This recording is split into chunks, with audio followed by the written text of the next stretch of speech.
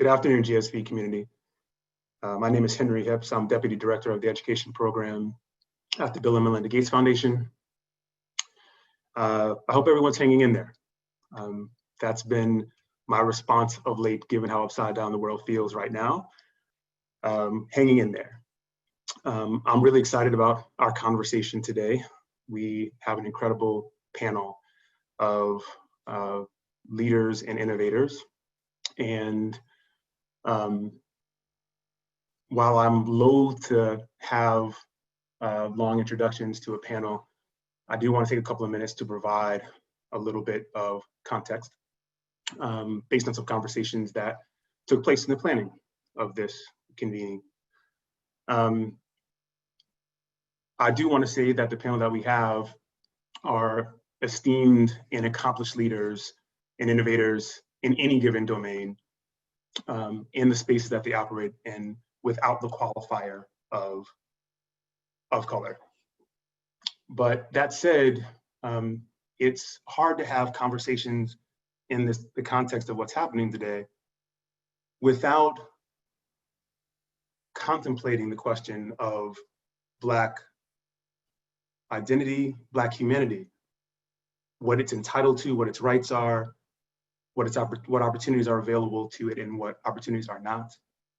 And these are some of the questions that we have collectively been swimming with, certainly among many African Americans, but definitely among most African American leaders in the education sector. And so in launching this panel, there was a lot of tension for those of us who had agreed to participate. And it's shared, certainly in varying degrees, by folks in this panel, and I'm not going to speak for anyone individually, but these conversations came up when we were in our planning discussions. And they're consistent with other conversations that I've been having. And the tension is, on the one hand, folks are tired, folks are exhausted. Being in a place yet again where the injustice is so obvious, where we are continuing to have conversations that have been the same conversations for many years, fighting uphill fights that should have been won a long time ago, especially in the context of the promise of what this country is meant to be. And so that creates this real push for folks to want to protect and preserve and self-preserve in this moment, because folks are hurting and frustrated. And it's in that we feel a need to engage with and protect our elders who, in the context of the COVID-19 crisis, have been disproportionately impacted by the lack of access to public health. At the same time, given the last couple of weeks of civil unrest, based on video evidence of multiple cases, including the George Floyd case, that captured very obvious and clear racial injustice. And in that context, trying to engage the young people around us and doing so in a way that supports them at the same time we're trying to protect them, at the same time that we don't want to break their innocence early, at the same time that we want them to have voice in this moment so that they represent themselves and still protect themselves. Creates an inward-facing moment. At the same time that those of us in these seats are dealing with this tension of feeling deeply compelled to push as hard as we possibly can, if in fact there's some sliver of hope that this is a moment that is an inflection point that leads to some type of more permanent change. And so it was in the context of that we were having planning conversations and were debating whether we could have that authentic conversation among ourselves in the context of this audience. And we ultimately did decide to do that. But in making that decision, a part of it was a very clear ask to the GSV leadership, the GSV audience here, and the broader GSV community.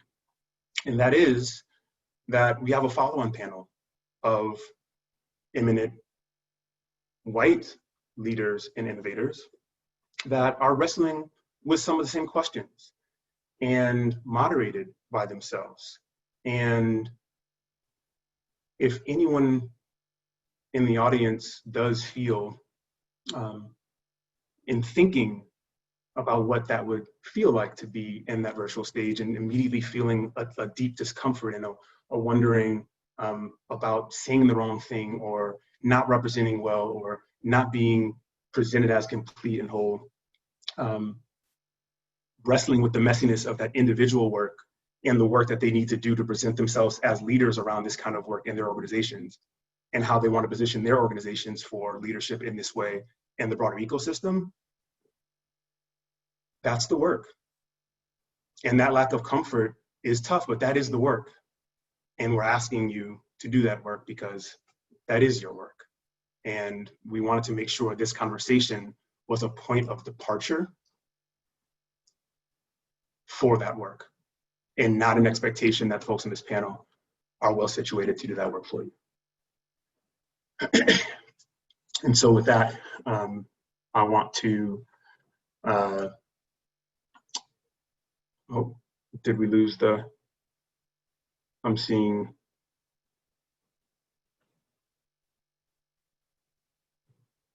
the wrong background. I'd like to quickly do the introductions. If you can pull those back up, please.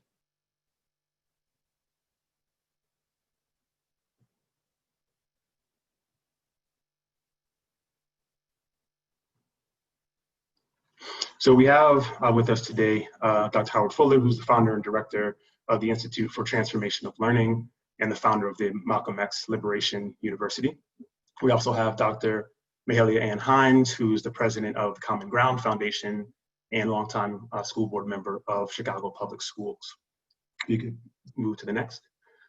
We also have Michael Sorrell, who is president of Quinn College, and Phyllis Lockett, who's the founder and CEO of Leap Innovation. So please join me in welcoming our esteemed panel. Panelists, I hope I gave voice and justice to the conversations we were having. This has been a difficult set of conversations, and I've been excited about getting to the meat of the conversation. And I want to start in the very beginning.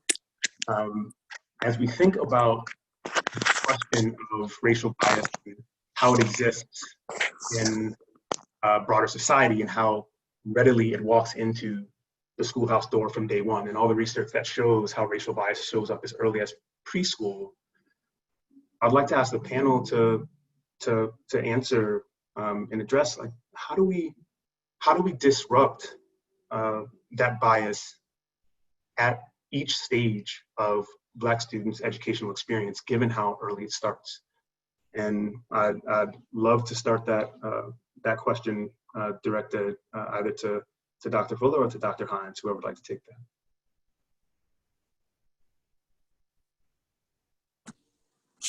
Okay, I'm not sure, basically, at this time, how we can do it. We've tried for a long time, and I think, and many of you will probably think this statement is crazy, but as an educator throughout the years, one of the things that I think hurt our children more than anything was actually integration. I think once we started to integrate the schools and students no longer had teachers of color teaching them, teachers who come from the same culture, from the same background, I think that while many people thought integrating the schools would bring more opportunities to Black, I wouldn't agree with that. It may have been more opportunities to go to various universities, to be with people of color, other colors, mainly white people. I don't think that helped educate our kids anymore. I think that we, honest as the little Black schoolhouse, and even from there, we're doing a great job educating our kids. But when we started to integrate the schools and we started to have teachers that didn't know about our culture, and there were not educational programs at any level that prepared these teachers to teach in Black schools. I think that hurt our kids more than anything. And I think that maybe trying to bring in a curriculum at this point, that's going to take years to make a difference. If you can't change the adults who are teaching these kids, I don't think we have a prayer. I see you coming directly out of the gate. Yep, I'm being very honest because basically, I just honestly feel that as a young Black teacher, when I was teaching kids, we were all on the same page. The teachers that I had were on the same page, and they saw us. I intentionally said that my son had to go to a Black college. I would have never sent him to an integrated college, especially as an undergraduate. There is no white college I know of that would teach him to be a leader. I know that sending him where I sent him to a Black college. My granddaughter, she had the opportunity to go to any college she wanted. Financially, she had to go to a Black college. There was no discussion. Our institution teach our kids about who they are, how important they are, and whose they belong to. And they teach especially young Black men to be leaders. So I feel that there's no book in the world that can do that.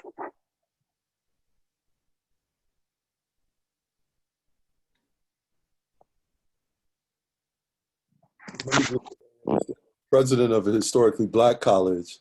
I love that, Dr. Hines. And I love the points that you're making. You know, when I was in law school, I argued the point that you had to look at the impact that Brown versus Board of Education had, and that since it was, and this was my argument, that it was more rooted in a public policy concern, that you then could revisit it from the standpoint of public policy concerns. And if you look at, I mean, to your exact point, we are now in a situation where we struggle to attract Black people, right? I mean, many students are in schools where they don't see teachers of color. And if you don't see a teacher of color in an authority position, what message does that send? Right? I mean, and it sends the message to the Black children, and it sends the message to all the children in there, right? And then when you listen to schools say, well, we can't find any teachers. Well, then what does that message send, right? So all throughout, you're reinforcing these negative stereotypes and these negative messaging points. And it's hard to believe, one, it's not true, okay? Like if you wanted to find the teachers, you could find the teachers, okay? So we are in a place that people talk about what can we do, what can we do, what can we do? Well, look, we have the system that we designed to have. All right, I mean, and that's what I think people miss. Like we now look up, I mean, if we look at the history of higher education, for example, higher education was founded to preserve the class status of the landed gentry and their ministry. That was the purpose, right? And so from that moment, it was founded to establish and preserve elitism. And as we look at, as it's carried forward, it's accomplished what it was designed to accomplish. And so now that we do not like the result, now if we're going to change that, we literally have to deconstruct the system that performed the way in which it was designed to perform.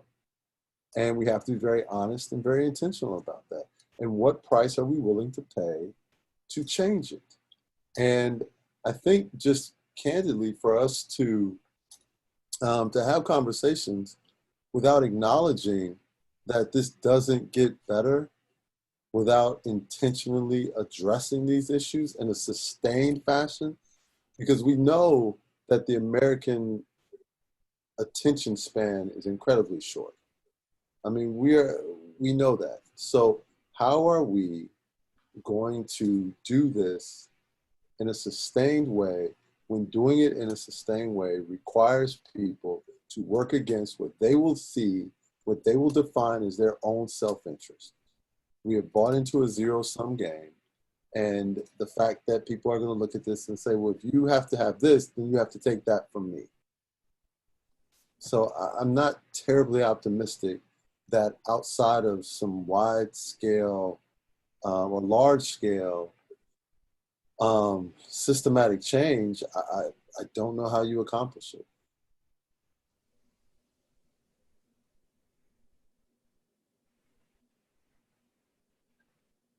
I appreciate that, Dr. Sorrell. And apologies, the power went out at my house. We have some storms rolling through the air.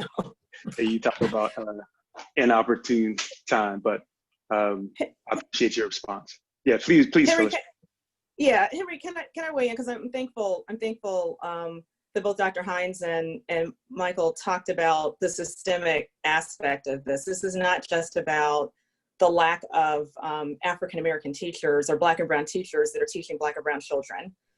This is also about the systemic construct of how our school system, and I'm talking about our K-12 system, has been built, that was not really built for us to achieve, right? So when you think about a construct that is anchored and paid for off of property taxes, you think about a construct that is ranks and sorts students, largely based on a high stakes test, a system that doesn't systematically expose Black and brown students to the standards, that has disciplinary structures that tells them more about what they can't do than who they can be, right? So it is a whole construct that is anchored. And I know, this whole issue with George Floyd has been more focused on the police, the systemic racism in the police construct. There's systemic racism across the entire country and education, right? Until we address that construct in education, how we are delivering to our students and enabling them and building their esteem and confidence to have the navigation skills to develop wealth, right? Education, what is the point of education? I am tired of people talking about education and kids so they can be happy and they can have joy and whatever. No, joy in the American dream is having access to wealth. And until we start talking about education as being a pathway for the purposes of developing talent and wealth creation, again, we are not going to put a dent in this. So Phyllis, you start to point to something that's been really clear in the context of COVID-19 is these points of intersections between these various systems that intersect in folks' lives. Each of those systems, in varying degrees, having their own issues with structural racism, but when combined, looking at the intersection of education, access to public health, economic mobility or lack thereof, criminal justice system, all connect in complicated ways. And there's a lot to address and fix. And so it leaves me wondering, especially for this audience that's focused on maybe two of those, right? Like formal and informal education and then workforce development. If all those things together conspire to impact education outcomes, where are the points of leverage that we ought to consider for this audience, even in the context of the complexity of the intersection of those systems?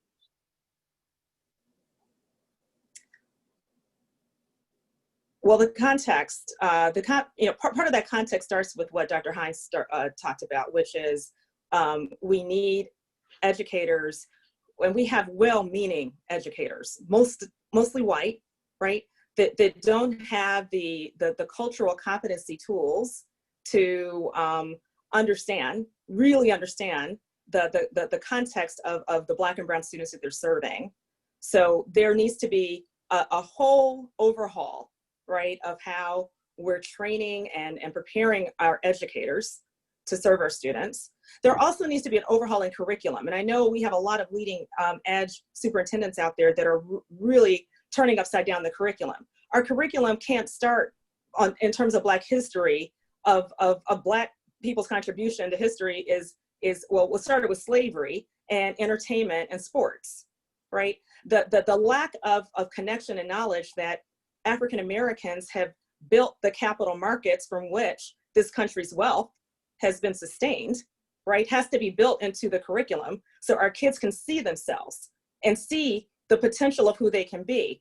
We also have to connect learning, this whole notion, and this is the incredible irony of COVID, that we have allowed a system of education where the sole channel of access is in a geographically based building when the digital economy demands something much, much more. So we have got to really reimagine this entire construct of what we call learning if we are serious about closing the opportunity gap and creating the kind of wealth creation that is needed for not only this country. This is not just the right thing to do, it is necessitated by the demands of what the new digital economy is going to require. We are losing talent by the droves by not educating our Black and brown students and making sure that they're getting a seat at the table. And Dr. Sorrell, I'd love to get you in here because Phyllis covered quite a bit of ideas, quite a few ideas that were focused on the K-12 side, but with the students that you serve in the post-secondary level, you're dealing with a different level of intersection between economic mobility and income and access to credentials that have a labor market value. And I wonder if you can continue that thread that Phyllis started, but like really focus in on the post-secondary aspect that I know you wrestle with each day. No, thank you. So let's just, before we get right there, let's just make sure, I want to talk about something Phyllis said very quickly. We have to address what we are teaching in this country, right? I live in Texas. The Texas history should not be interpretive, right? I mean, in the way that it is. Whether or not you believe it to be true or not to be true, the Civil War was fought over slavery, right? Now, to put forth something else, which is what is in some textbooks, right? And this is just one example. So we don't even have an agreement on what the facts are, right? So when we talk about cultural competency, how would you ever know what cultural competency is if we can't reach a common understanding of what culture you are supposed to understand? And I mean, just, and we saw this when there were debates down here about the Confederate statues.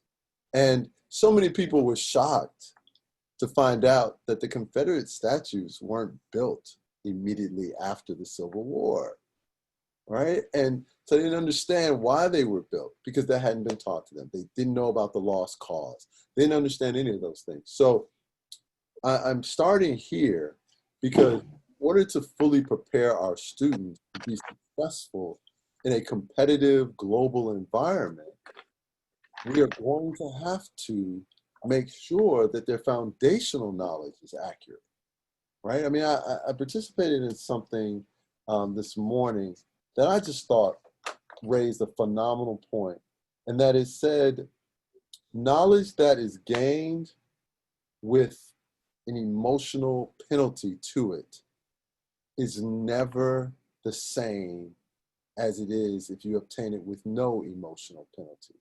And so the emotional penalty is the environment in which you are forced to learn in. And if you are learning in an adverse and hostile environment, it impacts the way in which you receive the information.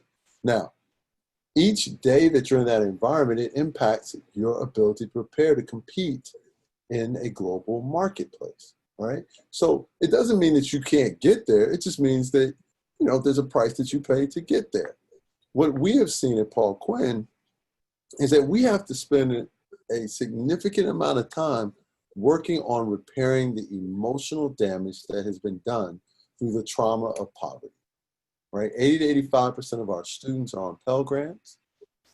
As such, they have been traumatized each day of their life by scarcity. And scarcity creates some really interesting and frankly heartbreaking behavioral patterns, right? And watching the difficulty that our students have in accessing the opportunities that we've created for them. You know, like having to pull them back and say, listen, there's an appropriate way in which you conduct yourself. You know, so many of our students starting out said, well, no one talks to me at my internship. They don't like me. Well, no, young brothers and sisters, it's not their job to come seek you out. You have to go seek them out. But if you come from places that have left you with insecurity, then it's easy for you to sit down and say, well, no one's talking to me. I didn't feel comfortable being here anyway. And no one's coming to talk to me. So maybe they don't like me. So I don't want to be here. So then you start to search for opportunities that make you feel comfortable. And sometimes those opportunities have less of an economic upside to them. So right out of the gate, because of everything that's going on around you, not because of how smart you are, not because of how capable you are, but because what's been ingrained in you, you have already lowered your sights. And that pays a price. So then you never have the resources that others have. Your families don't have the resources. I mean, so it's a self-perpetuating thing. We created the work program, the Urban Work College, because we realized that at some point you have to stop the bleeding and you have to start the recovery process. And we thought that our environment was one which was more supportive and more beneficial for students to begin the healing process so they can compete in the marketplace. So I'm sorry that I went so many places, but you know, I'm still riding the Dr. Hines high. Phyllis gave me some stuff that I could work with. So I'm about to go to church here in a minute. So I'm gonna give it back to you, Henry. Sorry about that. No, all good. Henry, we can all use it right now. It's all love. Go ahead, Henry, Phyllis. can I say something else? And I know this is difficult, and I'm gonna turn over to Dr. Fuller because he has not. You know, we all sit at his feet. But I want to say this too. I do want to get back at some point to Michael's question about what is education for and to whom. And I know Dr. Fuller talks about this a lot as well. And you know, when you consider, in fact, Dr. Hines and I were talking about this the other night. You know, I'm still on the wealth creation point that you know that an African American person with a master's degree will have less accumulated wealth than a white college dropout, right?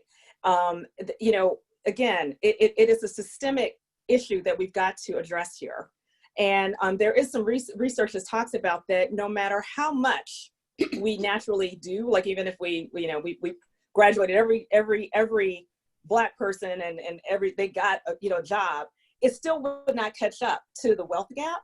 We got to really think about, right, in terms of how we are, what are we preparing our students for? what is the purpose that we're here for as folks that are investing and driving what we call education. So I think that is a really important part, because I think if we can get to that answer, we can start thinking about, okay, now what needs to be redesigned for us to make it equitable, like truly equitable. I appreciate that, Phyllis. And I do, Dr. Fuller, I do have a question for you, but because you've been waiting patiently, I want to just give you open floor to hop in wherever you would like to start without that question. Oh, no, you can go ahead with the question. All right. So in our preparation, I thought you said something that was really compelling, and that was that you weren't familiar with the GSV community for some time, and when you were invited to engage, you were curious about the culture of folks who were focused on being disruptors and being innovators and change agents. And you were left wondering the question, what system do they think they're actually trying to disrupt and transform? And I wonder what you mean by that. What struck you, and what did you mean by that as a takeaway? Well, what happened was I never heard of this until they decided to give me a Lifetime Achievement Award, which was really nice. I mean, I really appreciate it. But I was just struck by the fact that I heard all of this stuff about new innovations and reimagining. And it just struck me that if people are serious at this moment in time about actually doing something different, The question is, how different are you really prepared to be?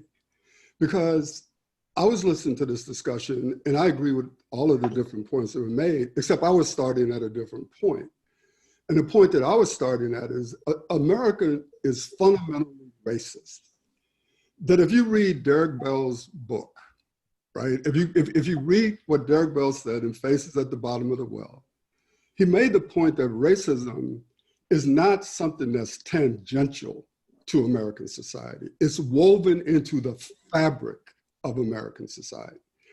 And so that means that all of the institutions that flow from it are by definition going to be tainted with racism, if not controlled in racist ways. So we sit here today talking about education, which is important, at a point in time when there's another institution that's killing us. And so I'm sitting there saying to myself that, look, it's really interesting when I hear the arguments of the police union. It sounds exactly like the arguments I've heard from the teachers union for the past 30 years. Because at the end of the day, it all comes down to protecting a system that is fundamentally oppressive. And so that if we say, well, how did we get here in education? Well, Horace Mann went to Prussia. And he looked at the Prussian system and brought it back over here. And in all honesty, at least at the K-12 level, that system has remained intact. And we've changed curriculums, we didn't go into site-based management, we did all this stuff. And the reason why it continues not to work for large numbers of our children is because it's never structured to work for large numbers of our children. Just like when you look at the police department, and people say, well, the police department started in 1845 with the day and night patrols in New York. No, it really started in 1712 with the slave codes and the slave patrols. And so what I'm trying to say is that if you're going to fundamentally alter something, and a lot of the people who are connected to this organization and this are always talking about fundamental change. The question is, how do you fundamentally change a society that is racist at its core? And that if you go to and say, well, we're going to change education, how do you make education work for Black children when it was never set up? Not only wasn't set up to work, it was set up to teach us to hate ourselves. It was set up so that, in fact, when we got out of it, we would be good Negroes. We would not be what Paulo Freire said, people who are come out prepared to engage in the practice of freedom, the transformation of our world. And so what I'm trying to suggest, and the frustration for me in all of this isn't the frustration of our discussion. It's the frustration that I believe that people are now saying that this is a big inflection point. And it's not at all clear to me that people understand what that means. So when Dr. Sorrell said, for example, we'll never be able to do this because we have to have a common starting point, we will never have a common starting point in America because we are fundamentally not in the same place. So when people say, well, the problem with a lot of people is we just need to have a better education. Yeah. A lot of people who oppose what it is that we're talking about, they are getting an education. They're getting an education from a group of people who are giving them a set of facts and a way to look at the world that is radically different from the way that you and I look at the world. And so there ain't gonna be no point of commonality at a certain point. We can't come to a point of commonality because we see the world in a totally different way. So in the end, it's gonna be who's gonna be able to win out. Who ultimately is going to be able to make decisions that are going to make a difference for our children? And so I guess for me, Henry, that's the frustration that I hear all of us talk about systemic change. And I know everybody on this panel and a whole lot of people who listen to do in fact want things to be different. But if things are going to be different, the totality of what it would take to make it different, are we prepared to go there politically in this country, especially with Donald Trump as the president? Yeah. I mean, I hope I'm wrong, and I hope all the people out there who are, this is an inflection point, this is going to be different. I hope it is. And I'll tell you all again, and I'll just end with this. 40 years ago, a young man named Ernest Lacey was going to the store in Milwaukee. He never got there because the police picked him up and they killed him with the same knee on the neck that killed Mr. Floyd. This was July 9th, 1981. I led a coalition for justice along with another brother in 1981. And in 2020, a Black man gets killed like a dog on the streets, begging for his life with the same knee on his neck. And that knee that's on his neck is the same knee that's been on our neck for as long as we've been here. And so people are gonna have to show me that they really seriously are gonna change what we're experiencing. Henry. Yes, Dr. Hines. I want to say, I totally agree with what Howard just said. But the only difference that I see today is the difference in what I discussed with my son. We were talking about the pandemic, and I said, God doesn't cause pandemics, but he let it stay here for a reason. I will believe in my heart, if we had not had the pandemic, where everybody was still, people across the world, not just here, that knee on the neck would have been just like Howard said, another one. We saw that in New York where the man couldn't breathe. Yeah, it would have been But everybody. I do think that because, number one, we have more social media. Number two, people actually were able to feel because they sat still. I think that I don't know what has to be done to make the difference. I know I have some ideas, but Rashid says the young people need to take it over. But I say that I think we can. If we can't right now, we never will. I don't think in my lifetime I have ever seen this much continually support across 50 states and across the world. Mm-hmm. So that's where my hope lies, in the fact that because people stayed still, people saw, but not only did they see, they felt. And so I think because of this, this is the time that we can make a change. I don't think we should be looking, for white America to make those changes for us. And I'm definitely, I just think we can make them ourselves. And there's some simple changes that can be made. And we don't have enough time to discuss it here. But I really think that if we start, the way you eat an elephant is one bite at a time. We can't take on all this stuff.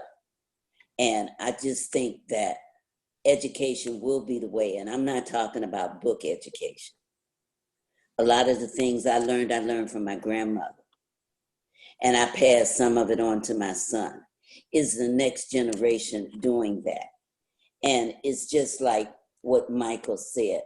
When I was a teacher in a classroom, and I mean many Black teachers, they know how to make the kids feel that they are as bright as they are. They know how, when they come in feeling, when they haven't eaten, we know automatically if they come in late because they stayed home to take care of sister. We don't mark them late. I still say we need to teach our own. I agree with, and Dr. Hines, I agree with that. I also think that, our white brothers and sisters have responsibility in this of some real deep self-reflection. And, I think, we've seen the playbook, right? Like, people get outraged, they make the public statement, they have the panel or the town hall. They write a check to the NAACP and Urban League and okay, what's next? And that's not going to cut it, right? You know, I really, you know, part of the reason why I started LEAP is that, you know, I wanted tech developers and Silicon Valley to be developing more proximate to the needs of an understanding of Black and Brown educators and students, right? And you know, that lack of proximity is a problem. And I think about you know, all of the investors, right? Like, how many of the investors that are part of the GSV community are investing in Black entrepreneurs, are investing in Black funds, like Camelback Ventures, for as an example.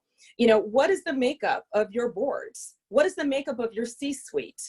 You know, how are you driving your investment, again, to really get proximate to the needs and opportunities that exist within our communities, and that's where it falls off. And so we need to see some real progress and action from that standpoint, and more Black and Brown individuals who look like us in at those tables and in those rooms. Here, Phyllis, I could not agree more. And I also agree with the point that each respective member of the community and those different parts of the communities have work to do, and their work is their own. Mm-hmm. And I think that's part of what we have been actively wrestling with, even in the conversation about this panel, was to Dr. Hines' point, like, we have our own work and there's work to be done. Our white brothers and sisters have theirs as well, and there's collective work that we can and need to do together. But we can't even get to that point if we actually don't have more work done among our other brothers and sisters. So one thing I do want to come back to, and no disrespect to anybody on the panel or myself, but none of us represents the young voices that are at the forefront of the conversation right now.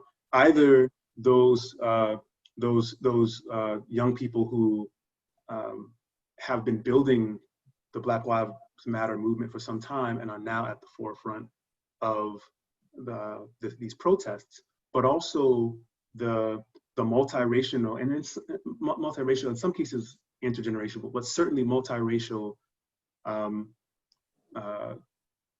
coalitions might be too strong a word, but certainly participation in a lot of the protests. I was in DC, where I live, in downtown, where we had a whole lot of drama at Lafayette Square, and was really surprised at the level of diversity where you had both Black Lives Matter and non people of color allies that were together. So the question is, granted, clear miss to not have that voice on this panel with us, but given this audience, what is the right way to pull them into this room that they have not been invited into? How do we actually engage them more fully with this audience, and how should this audience engage them? Well, let me. Oh, I'm sorry. No, I was gonna say, I think there's a simple way: set up a panel of them. That's right. Set up the same, you know what I'm saying? Here, like, set up the same kind of panel, man, and go find the key leaders that are driving change at this moment, right? Because here's the thing I worry about, man. Having been a person who has been in the streets, who, you know, has done all of this. I mean, all the stuff that people are mad about, throwing cocktails, this, that, I've done every single piece of all of it. And what ultimately happens so much is there's a group of people who are out in the street who are creating the table that we're now talking about. But when the table gets created, they bring in another group of us, the established ones, to come in now and figure out what to do. The way not to do that is not to keep doing that. It's not to keep allowing the commissions that get created to be the commissions of those of us who are moderate, some of us apologetic for the rage that exists out on the street. So what I'm saying is there are clear key leaders nationally that this entity could put on the same type of panel that we're sitting here on and engage people in that way. That's what I would do. Thank You know, you and for saying then that, Dr. Fuller. That's what I needed to hear. I needed to have another voice making another panel. So now we got two discrete panels.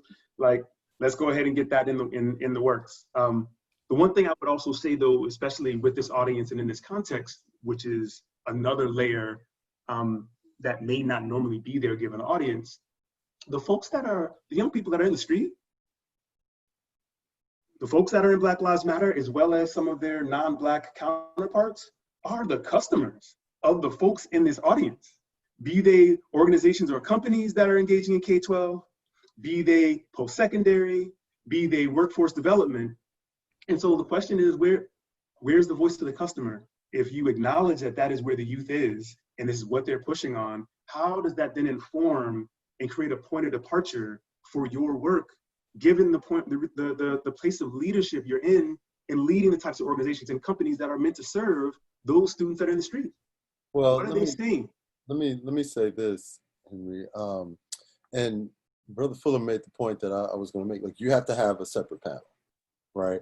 But I would back up and ask this question from the perspective of the student voice, because, you know, I am very, very fortunate, as, you know, my day-to-day job is that's who I spend my time with, right? Like, I mean, so the question that we might want to ask is, why would they want to be on a panel, right? What is the panel going to actually do for them?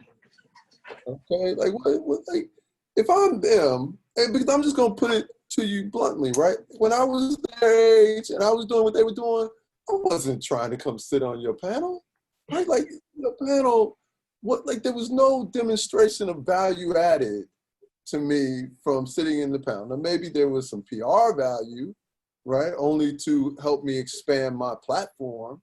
But I mean, this is where I think we have to really take a step back and understand, if we want something different, then we have to do something different, okay? And there's a role for all like-minded people in the struggle, but those roles aren't all the same, okay? So for example, my role is to keep creating an institution that strengthens my students and the communities, right? And then also, when my students get in a little bit of trouble or something happens, because they're out on the front lines fighting the fight that I can't be out right now because I've got 2 little kids, right? Like, I've got to do it differently. Then my job is to help fund their fights, right? Not to fund it and tell them what to do, but to fund it and support what they do. Because that's the other thing that happens, right? Like, I mean, and I teach my students this in school. He or she that funds your movement controls your movement. So you have to go find people who identify with your values and understand.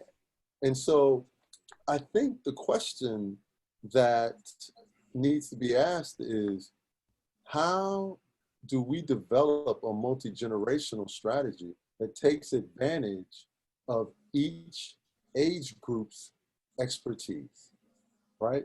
The ones on the street right now need to have an opportunity to benefit from Brother Fuller's expertise, right? They need to have the opportunity to benefit from your expertise. Like, we all have a role to play. We just have to function collaboratively, collectively, and play that role. I appreciate that, and create spaces even amongst ourselves for that level of organizing, which we desperately need right now. I want to go to a couple of questions. I'll keep an eye on time. We've got about 10, 11 minutes left. One question from the audience. 10 million students are in schools with police but no social workers. 6 million in schools with police but no psychologists. 3 million in schools with police and no nurses. 1.7 million in schools with police but no counselors. I mean, many of us actually saw the recent announcement where Minneapolis Public Schools decided to sever its ties with the Minneapolis City Police as their resource officers. And the question is, how should we take on police in schools in this time? And what does having police in schools mean with regard to what schools have been set up to do? I want Dr. Hines to take that one because she did some very creative, had some very creative approaches when she was principal. One of the things, I don't know if it was creative, But during that time when I was a high school principal, even elementary, we didn't have police. We had a choice if we didn't want them. I wanted community security guards. And so basically what I did was hire men and women from the community to be, for lack of a better term, security guards in the school. And they were seen as there to protect the kids, not to correct them. And because they came from the community, it was major. That was it. I appreciate that, Dr. Hines. And what you seem to be getting at is how important representation is in these positions of authority, in being able to connect with students and community.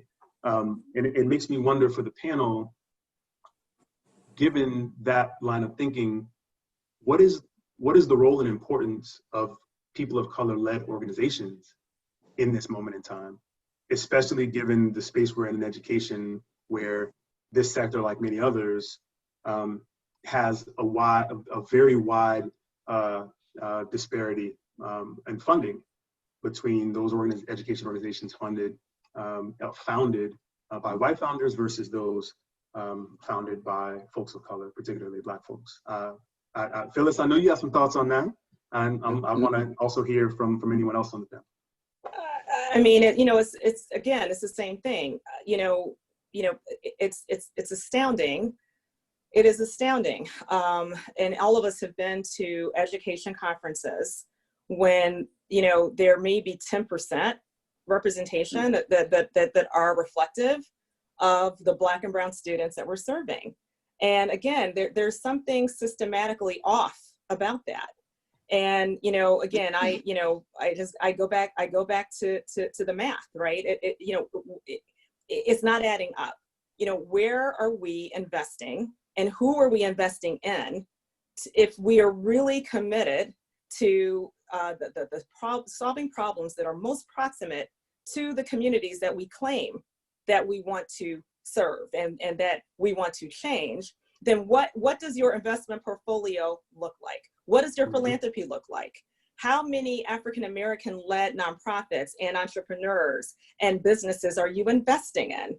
What does your balance sheet look like from a contracting standpoint? So again, you can't say that you are committed and that you really want to drive change if the numbers don't add up. And I really do think that, because we have a deficit of the investment in African-American led organizations and Latino led organizations that are driving and deriving creative solutions because they're most proximate and from the communities in which we're trying to serve, it's a mess. We are seeing gaps all over the place. I just want to play devil's advocate. Why would I do that? Right? If I'm someone from majority community and I've got the ability to write checks, I'm not the Gates Foundation, right? Give some love to Henry and right. All right. Why would I do that? Why would I disturb the order that frankly works pretty well for me? What's my incentive? Well, that's what we're talking about, right? I mean, I think at the end of the day, we have to change the systems and structures. And if we're serious about changing the systems and structures, you're going to change how you invest and who you invest in, right? You're going to change how you think about deriving solutions that are disruptive and not serving the status quo. And, I think, again, this goes deep. Really not serving the status quo, right? Like, so I'm relishing my devil's advocate role here, okay? Well, I'm going to jump in and help Phyllis a little bit. I don't know. Go ahead, Dr. Hines, please. One of the things I would say as a minority or African-American, I think right now, even before, we had the opportunity for investors who were not of color. It's what we accept in many cases. I had different people who wanted to invest with Common Ground, but they were not on the same level of thinking that we were. And so we clearly let them know that just because you had money, you couldn't come in, because there were people with money who care. I think there are a lot of people who are not of our persuasion, who really care, who want to do something. And I was talking to a young lady for over an hour and a half, one of those you're talking about. And I said, do you want to give money or do you want to help? Just to take checks from people who have money and not hold them accountable for being a part of the solution. If we continue to do that, then we're going to still look just like we look. At some point, we have to say no. They have to invest in people, not just give their checks as a write-off or to say they are the face of your organization. I don't know if this can be done, nationwide, because many organizations may need the money. But I think we got to start somewhere. We ourselves have to have some principles about who we in bed with. Yeah, I just want to say one thing, and I hope people don't take this the wrong way, but we need Black and brown people who are not neo-colonialists, because just putting a Black face in what used to be a high white place, that don't necessarily guarantee that our people are going to be treated any differently. In fact, they could be treated worse, because there's nothing worse than a Black person who hates Black people in a position that's supposed to help them. And so that we all got to be clear here that when we begin to talk about we need to see more Black and brown people in certain places, there's an assumption that those Black and brown people are going to be Black and brown people who are committed to making a significant difference for Black and brown people. Because when Dr. Hines talked about what she did as a principal, we all know that there are principals who are taking a totally different position than that, who are Black and brown, and who in essence have abated the oppression of our people. So I just want to make sure that we're all clear here that when we begin to talk about the necessity to have us in places, we need people in those places who are going to use their positions to actually try to do something different for our people, even if it means you ain't gonna be there long.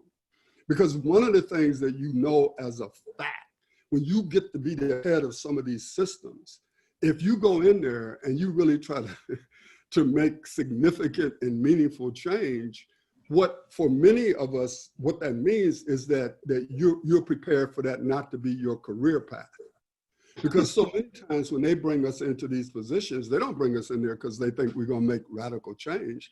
They think that they can bring us in and be able to point to the fact that they brought us in as an indication of change, but nothing significant changes. And so that's always another thing that we have to be aware of as a people. Yeah, Howard, and I always bringing the fire, foot on the gas at all times. So I know we can continue this conversation for a long time. We're only a couple of minutes out. I just want to really quickly, Dr. Phil, if you don't mind, since that was a profound and for real word, I'm going to ask that be your last word. I'm going to go to the rest of the panelists for just quick 30 seconds, concise, if you choose, close us out. If not, pass it to the next and we'll keep it moving. Start with Dr. Hines. Okay, I'll just would like to say I'm hopeful. I am very, very hopeful. And I want to make it clear when I say that we should teach our own. I'm not just talking about in the institution of school. I think it should start in your home, in community organizations, in churches, and then hold the schools accountable. I'm not naive enough to think that Caucasians can't teach our kids, but we need to teach them how to teach our kids. Thank you, Dr. Hines. I'm going to roll to Phyllis next. Yes, I am hopeful as well. I think this is an inflection point. I think we have to lean in and work collaboratively and together. I think we've got to reimagine what learning is and what learning is for. I think we have the capacity and the will to restructure how our educators are trained to deliver teaching and learning, and the systems and how we are designing our learning pathways for our kids to thrive and to succeed. Thank you, Phyllis. Dr. Sorrell. Yeah, I really just want to say thank you. I want to say thank you to Phyllis. I want to say thank you to Dr. Hines. I want to say thank you to Brother Fuller. It has been an honor to sit and learn from you this afternoon. You have been a balm. You have re-energized me. You have just been a true joy. And I know the road is hard. I know that you have made sacrifices that I have benefited from. And for those, I just want to say thank you for that as well. And I hope that more people have an opportunity to hear the things that you all have said, because everyone who has responded to me text message via Twitter loves it. And we appreciate you. Thank you. Well said, Dr. Sorrell. I would just add, I'm appreciative of all of y'all.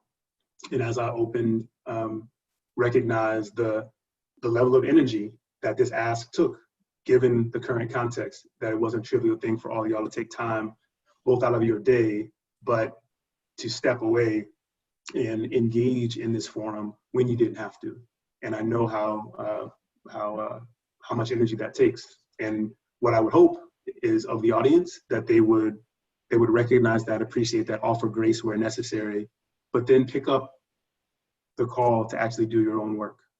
And we have a couple of specific asks about follow-on panels, one with white leaders and innovators, the other to the extent that they would like to engage young voices that are connecting what is happening in that movement with what's happening in education. But beyond that, I'm really appreciative of y'all. And with that, we'll go ahead and sign off. Thank you very much. Thank you. Thank you. Thanks, everybody.